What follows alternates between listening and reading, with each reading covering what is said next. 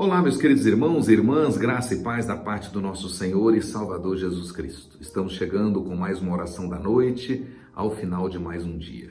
E dando sequência às nossas devocionais a respeito do reino do céu, suas exigências e privilégios, baseado no Sermão do Monte, pregado pelo nosso Senhor e Salvador Jesus.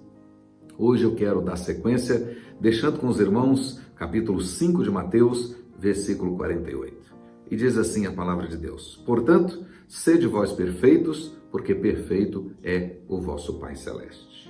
Conforme nós já vimos nas devocionais anteriores, e principalmente na última devocional, versículo 17 até o 19, nós vimos claramente lá que Jesus muda o seu discurso para a primeira pessoa do singular e se inclui nele para deixar claro que ele não veio para revogar a lei e os profetas, mas sim para cumprir.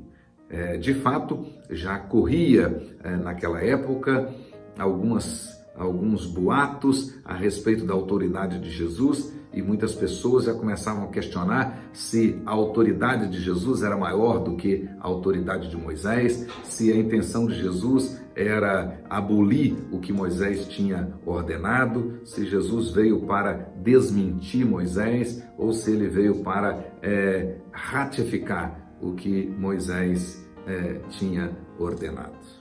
Por isso é que Jesus foi bastante enfático em dizer: não penseis que vim revogar a lei ou os profetas. Não vim para revogar, eu vim para cumprir. E o verbo cumprir aí, na realidade, significa encher, significa completar.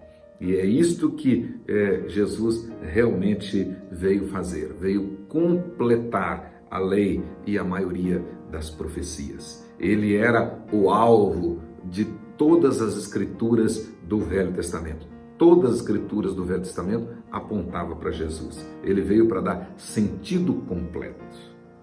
Nesse capítulo 5, nós podemos ver aí, observar uma sequência lógica neste capítulo 5.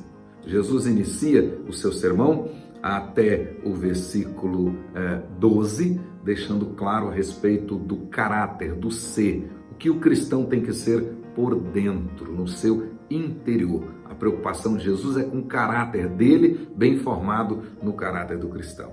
Depois dos versículos 13 até o versículo 16, Jesus trata então da função e do propósito do cristão neste mundo. Ele é sal e luz. E depois, nos versículos 17 até o versículo 20, ele vai então mostrar com bastante clareza, né, na realidade, como o cristão tem que viver. Ou seja, as exigências do seu discipulado. Jesus vai deixar claro aí que o cristão precisa viver segundo a vontade de Deus com a mesma intensidade de um sedento ou de um faminto. Ou seja, que a lei moral precisa estar sedimentada no coração do crente, do cristão verdadeiro e externada na prática, uma prática que vai além da letra, que se transforma em boas obras da obediência. Por isso, com exceção daquilo que a própria Bíblia diz que foi abolido na carne de Jesus, o cristão tem o compromisso de cumprir toda a lei com sinceridade de coração, excedendo assim a justiça dos escribas e fariseus. E esta, segundo Jesus, é a condição sine qua non para se entrar no reino dos céus.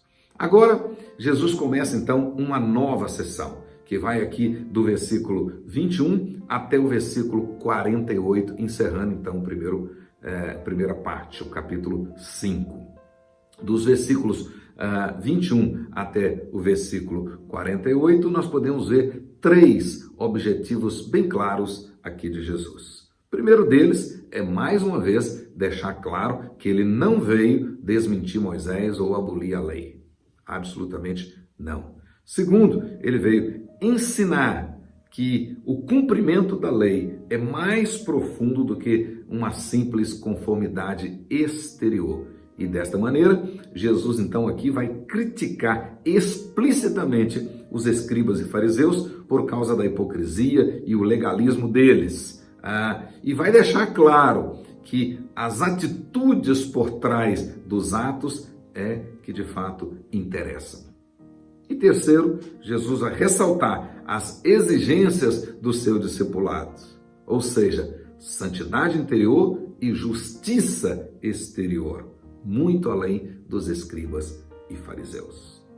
Esta seção, dos versículos 21 a 48, ela pode ser subdividida em seis partes, em 6 tópicos, por assim dizer, e são chamados 6 antíteses. Jesus, então, usou aí a expressão ouviste que foi dito, para introduzir cada uma delas. Versículo 21, versículo 27, 31, 33, 38 e 43. Em cada ilustração, Jesus contrasta o ensino legalista, hipócrita dos fariseus e dos escribas com a divina palavra de Deus. Jesus, está claro aí, não está criticando o Velho Testamento, mas a compreensão que aquelas autoridades religiosas tinham do Velho Testamento. E na realidade, na maioria dos casos, os ensinamentos dos escribas e fariseus não vinham do Velho Testamento, mas sim das suas tradições e interpretações convenientes. Por exemplo, versículo 43, Jesus diz assim: ouviste que foi dito, amarás o teu próximo e odiarás o teu inimigo. Em lugar nenhum no Velho Testamento manda odiar o inimigo. Aqui em Mateus capítulo 5, versículo 21 até 48, o Senhor enfatiza que o contrário da justiça externa, superficial, hipócrita dos escribas e fariseus, a justiça de Deus, antes de tudo, ela exige um coração sincero. O que Jesus quer ensinar é que a justiça de Deus é de dentro para fora, prioritariamente interna. A justiça de Deus, se ela não existir no nosso coração, na realidade não vai existir em nenhuma das nossas atitudes, não vai existir em nenhum de nossos atos. É isso que diz Provérbios capítulo 16, verso 2. Todos os caminhos do homem são puros aos seus olhos, mas o Senhor pesa o espírito. Noutra versão, o Senhor julga as intenções. O Senhor julga o coração. Em ambos os testamentos, tanto no Velho quanto no Novo, a grande preocupação de Deus sempre foi prioritariamente com o interior, com o coração. Uma boa ação exterior somente será validada diante de Deus se proceder de um coração sincero. Lá no Apocalipse capítulo 2, verso 23, palavra de Jesus para a igreja de Tiatira, ele disse assim: eu sou aquele que sonda mentes e corações e darei a cada um de vós segundo as suas obras.